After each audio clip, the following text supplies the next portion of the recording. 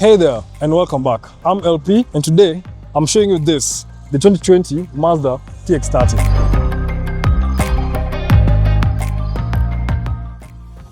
And no, it's not a facelift to the CX-3 and it's not an update to the CX-3. It's a whole platform on its own and it shares the same platform as the Mazda 3.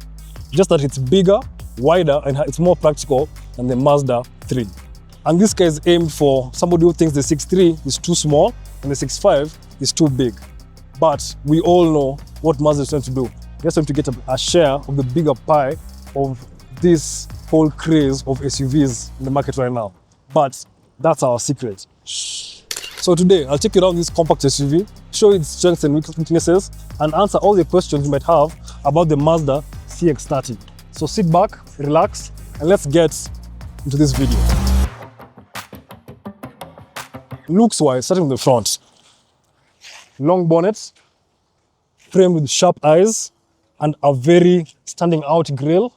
You guys can't tell me you don't like the look of this car. Very sharp. And Mazda does this with all their cars. They have this really one-time factor that makes their cars very attractive. And they figured it out. Whoever heartbroke Mazda or character developed them, thank you. Because they're doing a really good job from guys who used to make cars that look like this, and now they look like this. Yeah, if you don't like it, tell me in the comments below. And if you like it, tell me on the comments below up here. Come to the side. This car has that sporty Mazda look, and it gives you that sloping roofline and comes all the way to the back. One thing I've noticed, I don't know if you can see it on camera, but there's more mass at the bottom and just a bit of glass house at the top. It gives like a guy with a big body and a small head. As I said in the previous video of the Mazda 3, because they share platforms, you can see that shoulder line come through, then you get the hips and it comes to the back. So this changes the whole look of the Mazda 3. And I like that. I wish they take this design on the update of the Mazda 3. One or two common issues you get with this car is one, the paint. The paint in some of these Mazdas gets are very thin. So you find it chips easily or it fades easily. So getting this car, either get the car PPF'd or something like that to just protect your paint. Second thing is this plastic cladding we have here. In some of them, with time, they end up fading and just looking dull. So get products for the plastic trim on the outside. Just keep them looking as it looks right now. Come down to the wheels. This is not a pain point, but this is just how the wheels look. It's an 18-inch rim. You can get small on the best trim. You get smaller rims. But now on this one, you get 18-inch rims. And this one is wrapped on the Bridgestone Alenza. Yeah, very smart looking car. Get yourself aftermarket tires or aftermarket rims, and the car will look that much better. So yeah, tell me in the comments below, what do you think of the Mazda CX-30? Is it something you like? Is it something you hate? And do you get this or any other? Tell me in the comments below. I would like to know. Starting from the back, this is similar to the Mazda 3, just that now you find it has the hips I was talking about in the previous video. You will see that in a bit. You have the very aggressive lights here. Coming down, you have your parking sensors all around to help you with your parking and your reverse camera right there. You have this really nice, clean look. Unlike the Mazda 3, I have to compare the two because they're one and the same. The one and the same. Getting in, you might look for the latch a lot here because the button is right here. You press on that and it automatically opens by itself. I like that it's not slow. Getting into the back, you have a decent size boot, bigger than the Mazda 3. So we find that's why most guys will come for this other than the Mazda 3, because you get more practicality space, especially here at the back. You can just remove these tabs here for your parcel shelf, and the settings you can store it here at the bottom. You have to either keep it at home or have it take a bit of space of yours here. Underneath your fourth floor, you have a bit more space for your small bits and bobs, things you don't want people to see, or like things that help you when you're servicing your car, oils and such stuff. Underneath your fourth floor, you have your tire service kit, and under that, you have provision for a spare tire. So if you remove this foam down here, you have space that you can put your spare tire there. So yeah, just choose which one you want and you work things out. Dropping your seats from the back, you can do it from the back here, but because the parcel shelf is covering stuff, I'll do it from the back seat. Other than that, there's no 12 volts power socket. There's only tether points at the front and a bit here at the back to help you tie things down.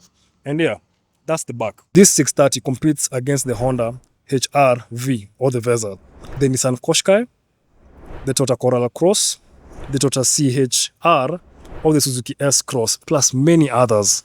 That's just to name a few. Globally, the 2630 came in a range of trims depending on the market. You can pause to go through the list I have listed here on the screen. Let's get to the back seats and see what you have there. One last thing I want to check is if I close it, it will sense my hand and not bite me. Yeah, it does, which is good. Let's close it and let's get to the back seat.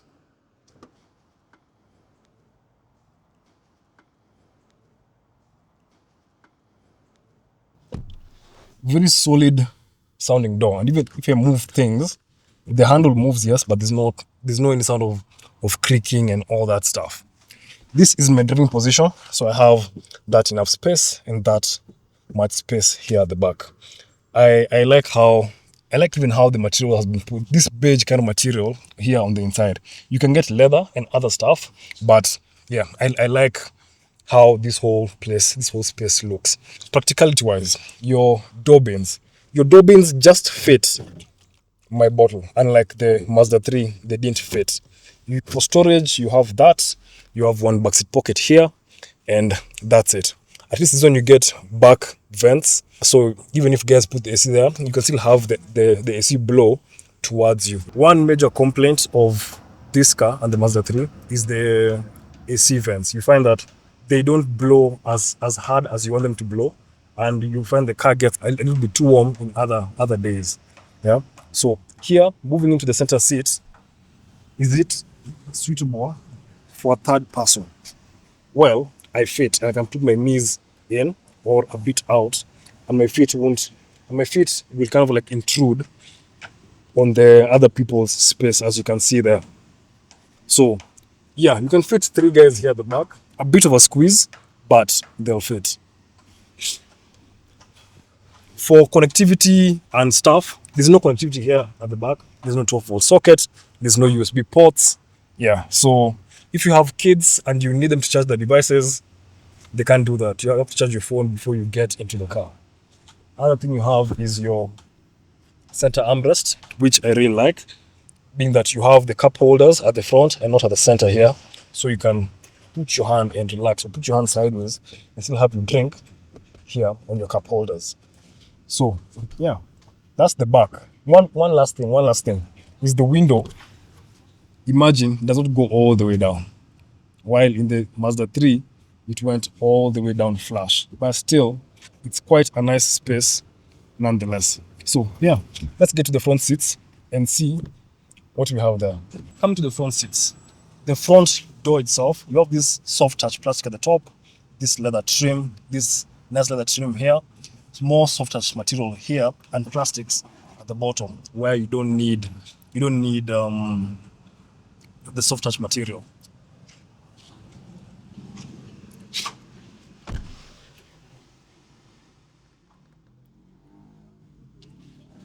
Getting into the front, I like how the door sounds very heavy, and I like that. As I said in the previous video, I like this that the upgrade brought the lock and unlock button here, and like in the previous one, you have to lock with that there. And it just to suck. Getting here and getting comfortable. The seats are very supportive. The driving position is very, it's like a cockpit, because the door wraps around and comes all the way to the dashboard and continues that way. So I like that. It looks very nice. The gauge cluster has this kind of like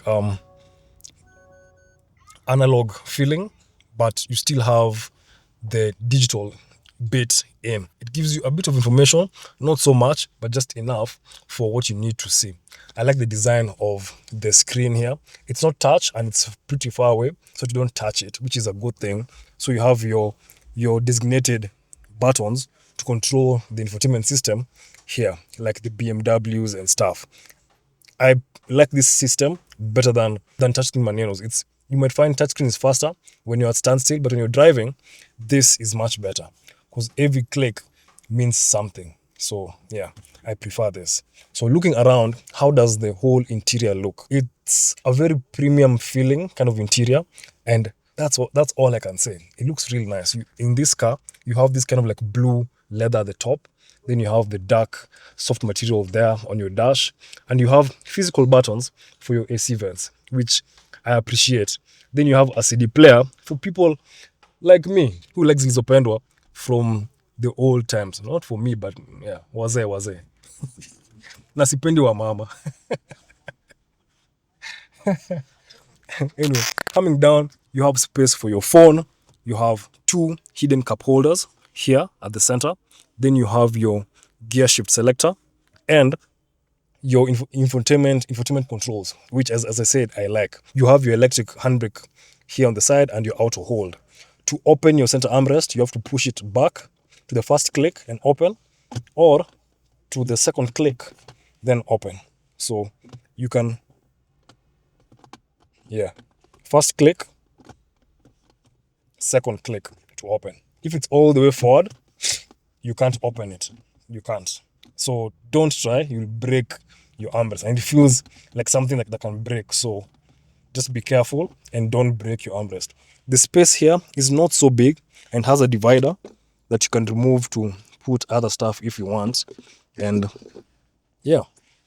So for other storage spaces is your glove box, which is an okay size, not wrapped in felt or anything, so things in there will rattle. And your door cards are a good size and they fit my big bottle here because it expands and moves. And so you'll have some space in front and some space at the back. On your right hand side of the steering wheel, this is where you have your seat memory. So you can have two memories for the seat for two drivers. So if your wife or your partner is in the car, you can do that and button to open your boot. At the top is where you have your safety manenos. This one is where you activate all the safety systems in the car, just protect the car, as you can see there on the circle. And the rest are now for you, like your eye stop, your TSC off, and your parking sensors. If they're beeping at you a lot, you press a button and it goes off. On your gauge clusters I talked about, I like how it looks. It has this analog but digital. It's more of the past and the future kind of look. I like how it looks. It's a very attractive thing to look at if you're in this car for long extended hours, really. One thing that guys have complained is this plastic that is there on the clock itself. It scratches very easily, and you can see some small scratches. I don't know if it will show on camera, but you can see a bit of scratches here and there because they use very soft plastic, and that one affects even if you wipe that. So get a protector for that, and you will thank me later. Another thing that gets a complaint inside this car, as I said, is the AC vents that don't blow as hard or as strong as guys want. Then the plastic here at the center, very nice and beautiful, has this kind of like woven material inside, but scratches again very easily. Look at it the wrong way, touch the wrong way, and it just scratches, and yeah, it won't look as good as it can look. So yeah, get a protector for that, or get aftermarket products to protect your plastics and stuff. Other than that, visibility in this car is pretty good. The back window is a good size. It's slanted, yes, but you can see a lot through there. And your side mirrors are pretty big, and you have a blind spot monitor here that if you have cars on areas you can't see them, it usually blinks yellow to just alert you not to switch lanes when you want to switch lanes. That's the front of this car. Let's open the bonnet and let's see what you have there. Opening your bonnet, there's a latch there. You pull on that, your bonnet pops. And your latch is just here on your emblem. You pull it to the left-hand side and lift your bonnet. then you get your reliable stick of truth. Here in the engine, this being the diesel and this being the turbo, one difference is for you to know if your car is a turbo or a non-turbo is your intake here. If it comes to the back, you have a turbo. If it comes directly from the front side, then it's NA, naturally aspirated. And yeah, servicing this car or working on this car will be pretty easy because look at all the space you have around in this car. And if you're like me, or if you're a DIY kind of like mechanic at home, you can work and fix your car by yourself at home or at a parking lot. And yeah, after all, it's a very reliable car. One thing guys have talked about is the diesels in this car have misbehaved. But just know this information and use it wisely. Know what happens to what needs to be done, what needs to be serviced. And if you're having a diesel like this, do road trips from time to time. Take your car to wherever. Take your family, take your partner, take your friends. Yeah. After all, you have the ground clearance, so diesel should not be an issue. And that's that. Engine and performance. The 630 inherits its engine lineup from the Mazda 3. Most markets got the 2-liter CX-30 petrol with around 155 to 165 horsepower, depending on the tuning. Some regions also offered a 2.5-liter petrol with around 186 horsepower. A stronger choice if you like highway driving or need more punch. For Europe, there was also a 1.8-liter CX-30 diesel, but this engine hasn't had the best reputation. More on reliability later. A standout tech feature was the Mazda CX engine, a 2-liter petrol with spark-controlled compression ignition, aimed at bringing the gap between petrol smoothness and diesel efficiency. On the road, the 630 feels planted and engaging. Mazda tuned the suspension for comfort without losing the trademark zoom driving dynamics. Steering is sharp, body roll is minimal, and it feels more car-like than SUV-like, which is exactly the point. Fuel consumption varies depending on the engine and how heavy your right foot is. The 2-liter petrol gives you about 7 liters per 100 kilometers. The 2.5-liter petrol gives you about 8.5 liters per 100 kilometers. And the 1.8-liter diesel gives about 5.5 liters per 100 kilometers. The CX, the 2-liter one, gives you about 6 liters per 100 kilometers. Compared to rivals like the Honda HR-V or the Toyota CHR, the CX-30 holds its own, but Honda and Toyota hybrids are better at the efficiency game. And hey, if you've come this far, just hit the subscribe button. It helps me make videos like this for you guys, and it's totally free. So yeah, hit the subscribe button, and let's get back to the video. Standard safety features include lane keep assist, blind spot monitoring, rear cross traffic alert, adaptive cruise control, air trims, and automatic emergency braking. This makes it one of the safest small crossovers you can buy from this era. Mazda generally have a strong reputation for reliability, but let's break it down. The 2-liter and the 2.5 petrol engines are very reliable, low maintenance, and just keep up with the oil changes and they'll run you for years. The CX, still relatively new in 2020, it had mixed reactions in the real world and it has a higher service cost. The 1.8-liter diesel, this is the weak link. Mechanics worldwide often complain about carbon buildup, DPF clogging, and in some cases, turbo issues. If you're in Kenya or similar markets, the diesel CX-5 are not the best long-term bet. Suspension-wise, a few owners have reported rear bush wearing over time, but nothing catastrophic. Electronics have been solid, especially compared to older Mazdas. So if you're after a compact SUV that is premium and doesn't break the bank, but SUV practicality, and is packed with safety features, then this is the car for you. This CX-30 is proof that Mazda knows how to make everyday cars feel special. And in a crowded compact SUV market, because there's so many, this is something to look at.